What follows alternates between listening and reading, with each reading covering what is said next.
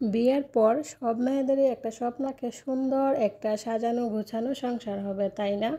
তো আমিও তার ব্যতিক্রম নয়। আমারও একটা স্বপ্ন মানে আছে যে আমার সংসারটা সুন্দর একটা সাজানো গোছানো পরিপাটি একটা সংসার হবে। তো যাই হোক বন্ধুরা, গুড মর্নিং বলবো না, গুড ইভিনিং বলবো। এখন হচ্ছে শুভ সন্ধ্যা। আজকে ব্লগটা আমি সন্ধ্যা থেকেই শুরু করলাম। আর হ্যাঁ, আজকে ব্লগটা আপনারা 2 দিনে দেখতে পারবেন। তো এই তো দেখেন সন্ধ্যার সময় রেডি হয়ে যাচ্ছি, একটু বাজারে যাব, হালকা পাতলা একটু কেনাকাটা করব। তো দেখি কি কি কেনা যায়। সাথে থাকেন, পাশে থাকেন, দেখতে থাকেন ব্লগটা। আশা রাখছি ভালো লাগবে। আর হ্যাঁ, ব্লগের শুরুতেই একটু রিকোয়েস্ট করে নিব, প্লিজ আপনারা যারা আমার ভিডিওটা দেন, দয়া করে একটা লাইক দিয়ে আমার ভিডিওটা কন্টিনিউ করবেন, শুরু থেকে শেষ পর্যন্ত দেখবেন এবং লাস্টে ছোট্ট একটা কমেন্টস করে জানিয়ে দেবেন আপনার মতামতগুলো, কারণ আপনাদের মতামতের উপর ভিত্তি করে আমার নতুন নতুন ভিডিও তৈরি করার জন্য উৎসাহ উদ্দীপনা সৃষ্টি হয়। তো যাই হোক বন্ধুরা, মিস্টার অ্যান্ড মিসেস বর্মন থেকে আমি উত্তমা বর্মন প্রত্যেক দিনের মতো আরও আছি আপনাদের সাথে। কেমন আছেন সবাই? আশা রাখছি কাছে এবং দূরে, দেশ এবং দেশের বাইরে যে যেখান থেকে বসে আজকে আমার এই ব্লগ ভিডিওটা উপভোগ করতেছেন, আপনারা প্রত্যেকেই ভালো আছেন আর সুস্থ আছেন। তো আপনাদের প্রত্যেকের সুস্বাস্থ্য কামনা করে আবারও নতুন ভিডিও আমি শুরু করে দিলাম। আর হ্যাঁ, আমরাও ভালো আছি। তো এই তো দেখেন সপরিবারে মিলে রেডি হয়ে গেলাম। তো চলেন বাহির থেকে একটু ঘুরঘুরু করে আসি, তার সাথে আর কি কয়েকটা হালকা পাতলা সাংসারিক কিছু জিনিস কেনার ইচ্ছা আছে। তো কবে থেকে ভাবতেছিলাম কিনবো কিনবো, কিন্তু আসলে বললেই তো হয় না। আমাদের মতো মধ্যবিত্ত ফ্যামিলিতে যারা থাকে, নিম্ন মধ্যবিত্ত ফ্যামিলিতে, তাদের একটা জিনিস আশা করার পরে অনেকটা দিন অপেক্ষা করতে হয়। তো এই বাসায় আসছি আমি প্রায় 6 মাস উপরে হয়ে গেছে। তো আসলে দেখেনি আমার মানে কোনো রুমেই কিন্তু আসলে পর্দা নাই। তো ওই যে এই দরজাটার সামনে আর ডাইনিংয়ের এইখানে অনেক পুরাতন কতগুলো পর্দা ছিল, সেগুলো দিয়ে দিছিলাম। তো আসলে পর্দা কিনবো করে হয়ে উঠতেছিল না, কারণ যে দাম পর্দারও কিন্তু এখন অনেক দাম। এক একটা পর্দার পিস 180 টাকা করে। এই যে ছোট ছোট পর্দা জানালার জন্য এইগুলো 180 টাকা করে। কত জিনিস নিয়ে চলে আসলাম আপনাদের সামনে। তো কালকে দেখছিলাম সন্ধ্যার সময় বাজারে গেছিলাম, তো তারপর কি কি আনছিলাম সেটা তো শেয়ার করি নাই। তো ভাবলাম আজকে সকাল সকাল আগে এগুলো শেয়ার করে দিই, তারপর রাত্রে কাজ করবো। তো চলেন কি কি আনছে একটু দেখে নিন। প্রথমে এগুলাই দেখাই, যে দেখেন সুন্দর সুন্দর দুইটা কিউট পাপোশ আনলাম। একটা রাউন্ডের মধ্যে আর একটা ডিম্বাকারের মধ্যে। আর তার সাথে এখানে দুইটা আনলাম, ওই যে বাটি টাটি রাখার জন্য, টেবিলের উপরে কোনো কিছু রাখেন গুলো দিয়ে। আর সবচেয়ে আজকে আমার প্রিয় জিনিস হচ্ছে এই যে ঘাস কার্পেট। একটা ঘাস কার্পেট নিয়ে আসলাম। আর তার সাথে এখানে আছে পর্দা। একটা দেখাই, একটা দেখলেই বুঝবেন।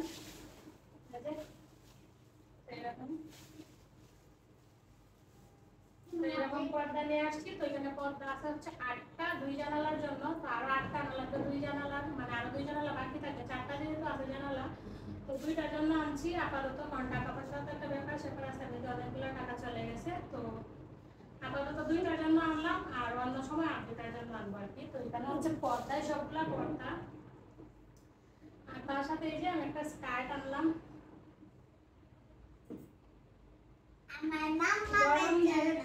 গরম যেহেতু তো একটু স্কার্টটা তো একটু ঢিলা ঢালা আছে, গরমের মধ্যে পরতে ভালোই লাগবে। আর এগুলো জামা কাপড়গুলো একটু নষ্টই হয়ে গেছে সেজন্য। আর তার সাথে যে 2টা গেঞ্জি নিয়ে আসছি। আর এই গরমে তো এই গেঞ্জিগুলো খুবই কমফোর্টেবল, সবাই জানেন, সবাই ব্যবহার করেন। এই যে এইটা আনছি স্কার্টের সাথে যাতে ব্যবহার করা যায়, একটু শর্ট। আর ওইটা একটু লং আনছি যাতে প্লাজোর সাথে ব্যবহার করা যায়। আর তার সাথে আছে হচ্ছে এখানে কয়েকটা কসমেটিক্স। এখানে একটা তেল, এখানে আছে হচ্ছে একটা আলতা। তো আলতাটা আসলে শেষ হয়ে গেছে, সৃষ্টি আলতার জন্য বলে মাঝে মধ্যে, তো শেষ যেহেতু দিতে পারি না, তো কালকে নিয়ে আসলাম। আর এই যে একটা পন্স, এটা আমার জন্য। আমি পন্স আর অন্য কিছু ব্যবহার করতে পারি না, আমার মুখে শুট করে না, ব্যবহার করলে আমাকে। আর এই সুন্দর একটা লিপস্টিক নিয়ে আসলাম। আর তার সাথে কয়টা কন্ডিশনার। আর এইগুলোই ছিল আজকের বাজার।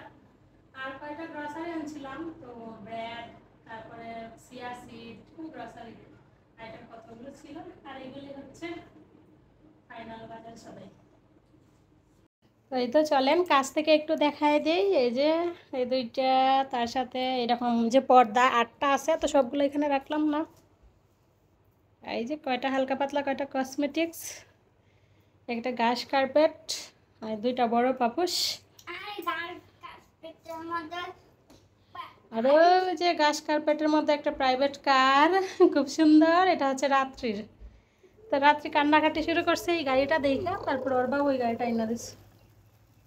ওয়াও, খুব সুন্দর লাগতেছে ঘাস কার্পেটের উপরে গাড়িটা। এগুলোই ছিল কালকের হালকা পাতলা শপিং। এবার চলে আসলাম পর্দাগুলো লাগানোর জন্য।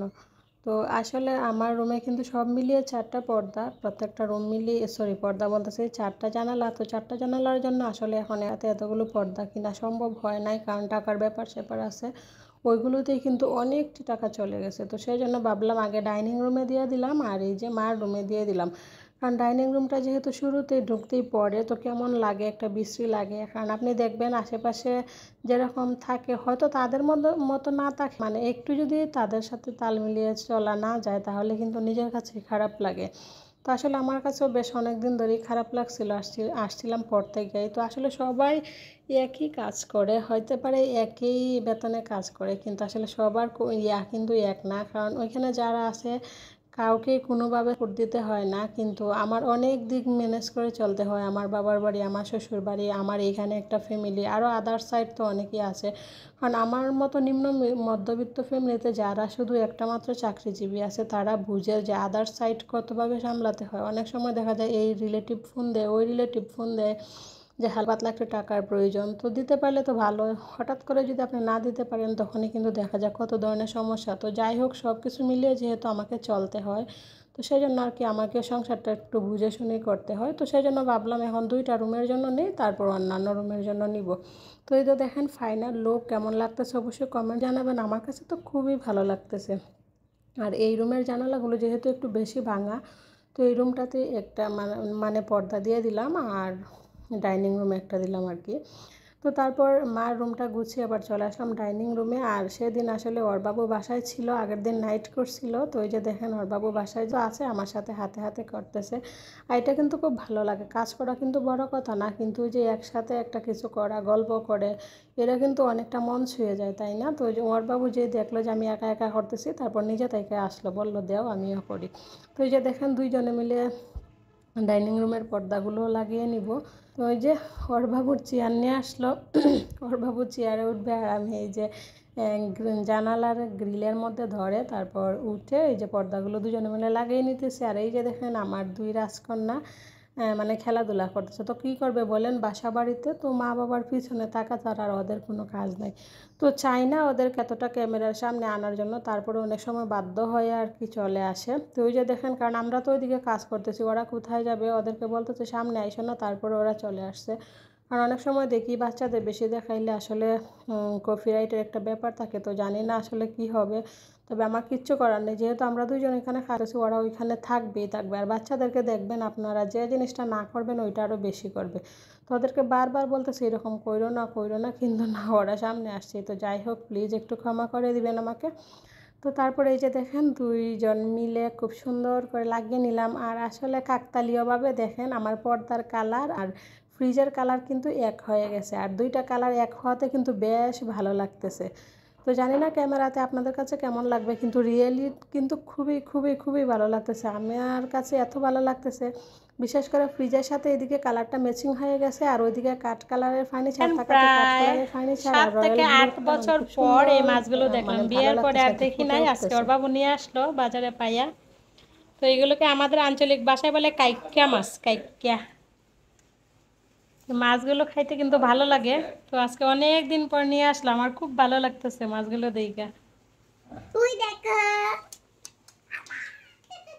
চলেন মাছগুলো এখন কাইটা নিব, কাইটা আজকে দুপুরে রান্না করবো। তো তাজা একদম কাইক্কা মাছ।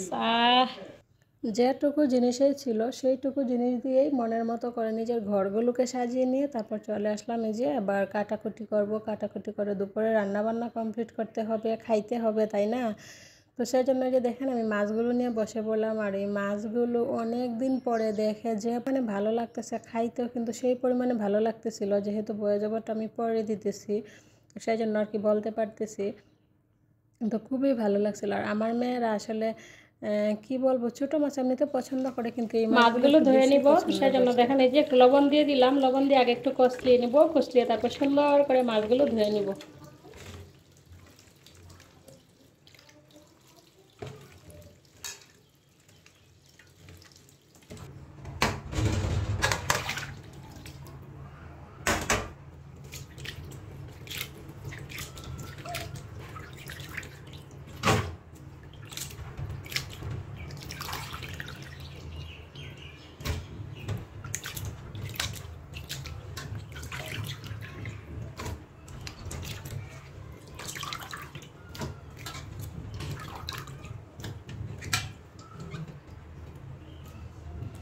এই তো খুব সুন্দরভাবে ধুয়ে নিলাম, দেখেন কত সুন্দর লাগতেছে। তো এখন দুপুরে রান্নার জন্য কিছু রাখবো আর বাকিগুলো ফ্রিজে রাখা দেবো।